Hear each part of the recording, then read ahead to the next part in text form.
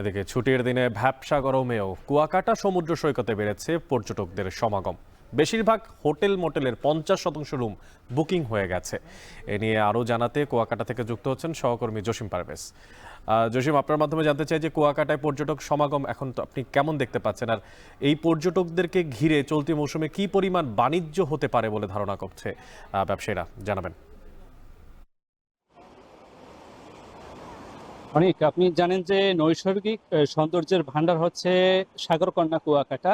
আর এই কুয়াকাটায় এই নৈসর্গিক সৌন্দর্য উপভোগের জন্য দেশের বিভিন্ন স্থান থেকে প্রতি বছর লাখ লাখ পর্যটক তারা কিন্তু ছুটে আসেন এই কুয়াকাটা সৈকতে। আপনি দেখতেই পাচ্ছেন আজ সরকারি সাপ্তাহিক ছুটির দিনে তার ব্যত্যয় ঘটেনি।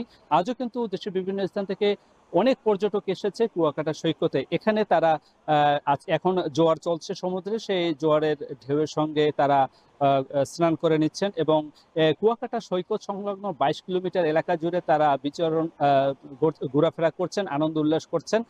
একই সঙ্গে স্পিড বোট এবং বিচ বাইকে করে তারা সমুদ্রের বিভিন্ন পয়েন্টে তারা ঘুরছেন। একই সঙ্গে এখানকার যে ব্যবসা প্রতিষ্ঠান রয়েছে এবং 2 শতাধিক হোটেল মোটেল রয়েছে, সে সকল হোটেল মোটেলে পর্যটকের আনাগোনা বেশ ভালোই রয়েছে।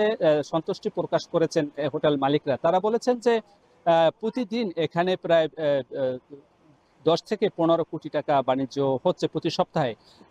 এখন যেহেতু তীব্র তাপদাহ, সেই তাপদাহের কারণে কিছু পর্যটক কম হলেও তারপরেও সেই 34 ডিগ্রি সেলসিয়াস যে তাপমাত্রা বিরাজ করছে কুয়াকাটায়, সে তাপমাত্রা উপেক্ষা করে তারা এখন এই সৈকতে স্নান করে নিচ্ছেন এবং এখানকার যে নারকেল বাগান, তাল বাগান, ঝাউবন, ট্যাংরাগিরি বন এবং কুয়াকাটার পূর্ব প্রান্তে যে চরকাউয়া, গঙ্গামতি সৈকতে তারা ঘুরছেন এবং আনন্দ উল্লাসে মেতে উঠেছেন।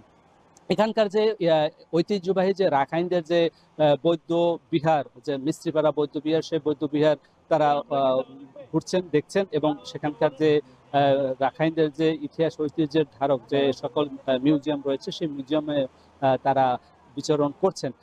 সেখানকার যে কূপ, আদি কূপ, সেই কূপটিও পরিদর্শন করছেন এবং কুয়াকাটা সৈকত সংলগ্ন যে শ্রী মঙ্গল বৌদ্ধবিহার রয়েছে, সেখানে কুয়া পরিদর্শন করছেন। এক কথা বলা যায় যে পর্যটকের ঠাসা রয়েছে, বাণিজ্যিকভাবে গতিশীল হয়ে উঠেছে। এই ছিল আমার কাছে সবশেষ। অনেক